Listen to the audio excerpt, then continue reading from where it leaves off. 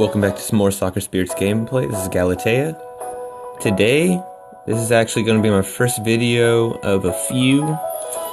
I am going to go through Coliseum of Despair and try to show the best way, I guess, about going about getting more points than the average player. This advice, of course,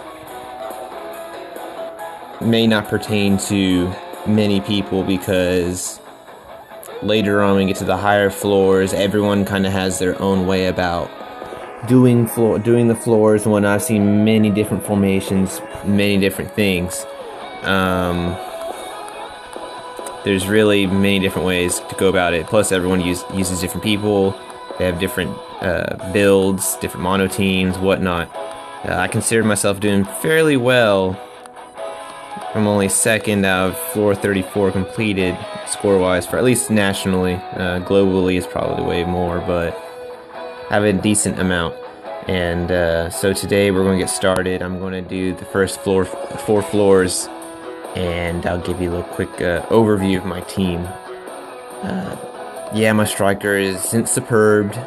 If y'all have watched any of my other videos, you know this. I'm waiting out for the striker I want. So, if you have a better striker, woo, yeah, good for you. That's good. But yeah, there's my striker. And this is my assist. She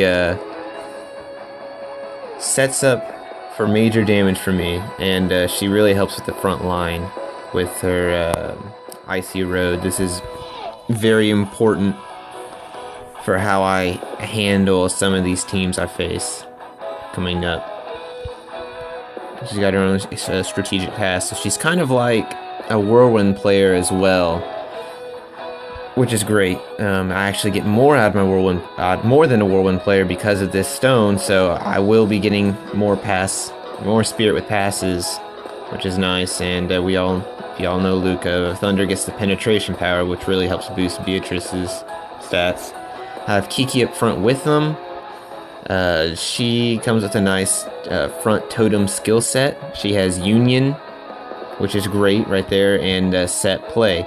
So like I said, other people have different ways about doing things, but right now this is working for me, and it's doing right. It's doing me right. So she just helps boost the pass effect for Luca because my Beatrice is really weak. So I need a lot of power from an outside source. Here's my Cynthia. Since I am going mono Thunder, like I've previously stated, you know, many people don't use Cynthia, but I like to use her because she decreases enemy team's action speed, which is great within that position. So when you get to the higher floors, their speed gets ridiculous. It really does. So it helps to bring them down to your level and for you to keep attacking them. Here's my Veronica. She's pretty much one of my other midfield totem specialists. I have 2 leaders in the midfield. She does right. Pretty much everyone knows her skill set anyway, so I don't have to go over it. Here's Eden. Many people don't like facing Eden's online, but she really helps buff up my midfield, and it's really more so the action speed. Yeah, the defense is a great aspect of her passive here, but really just the action speed.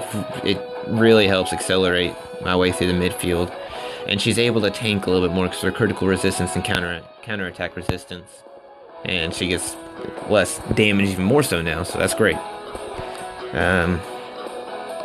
My back line here, I'll let you look real quick. My back line is a little weird. People have actually said it's weird. I agree, it is very weird. I've looked at many different formations. I've seen what teams can do, and right now this is best suitable for me with the cards I have. I'm going for a pure crit damage back line. As you can see, there's Bell 7-star passive upgrade, increased attack, power, defense, and critical rate within the position.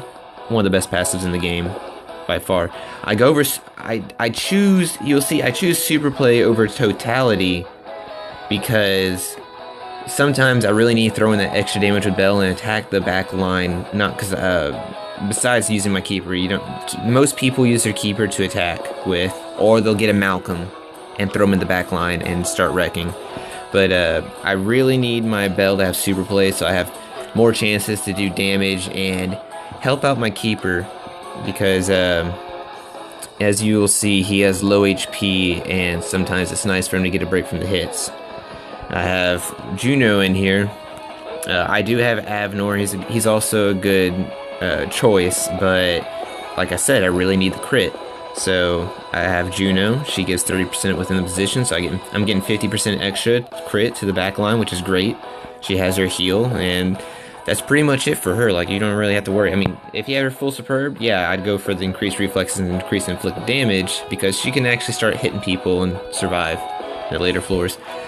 I have Lilith. It probably, honestly, would be more wise for me to put Disturb on, but I don't feel like spending money and going back and forth between Tyson Disturb and PvP, because right now she's in my PvP deck as well. So there's my Lilith. Her biggest thing right here is obviously the Aura of Blood Sucking. That's the whole reason my backline formation is working right now. If you have a Zibroy, you can use that if you want as well.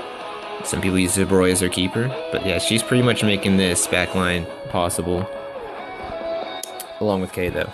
I will switch my stats between PvP and PvE with K. I don't really like doing it. It's 21,000 gold per switch. I really don't like wasting my gold, but this is right now, for the moment, my Coliseum setup. I don't really have him superb. I don't know if he's going to be an in-game keeper for me, so I'm kind of staying away from that for now.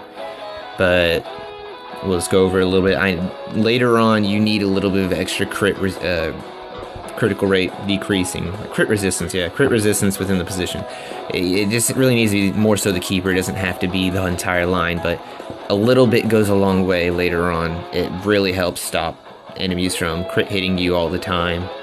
Later on, they crit hit you constantly, and it's really annoying. They're very strong, so I recommend having a little bit of crit resistance in there in the back line to help take off the pressure from your keeper.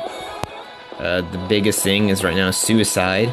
They will be changing this in the future, I know. It increases your attack power by 10% and decreases the inflicted damage by 15% when attacked. That's great. It's great, but right now it's bugged, so it accumulates more than 3 times. They're allowing that to slide right now because they're going to buff him in the future on his passive, so they're going to keep it. They're keeping it glitched until they buff him, so it's kind of, you know, works out right now. And I gave him a little bit of Desperate to decrease more damage and give him a little bit of extra attack power so he can heal more when his HP gets below 60%. Now, if your K is max superb, don't even worry about the active for the Colosseum. If you're going to use him for Colosseum, it's not needed. It's not needed at all. There's times when it's great to have, but focus on the passives for K for Colosseum. And that's pretty much my team right there. I always put Scarlet in the center. Kiki does a better job of tanking on the outside and sometimes gets some steals, which is great. But we'll get this show on the road. I'm going to do levels 1 through 4. It's going to be quick and simple. In the beginning levels, you really want to go fast. You don't want to take your time getting through. Pretty much everyone here can... I'll have it on auto battle. That's alright. I'll take it off. Didn't matter. Just going to do that anyways. But yeah, you want to go quick. And you also want to make sure you active pass to your striker and get a good active finish on him. So these first 4 floors are going to go by real fast.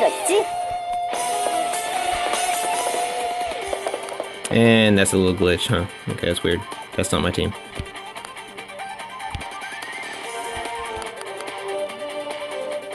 Huh. Alright, give me a second, I'll have to fix this. I'll be back in a sec, guys.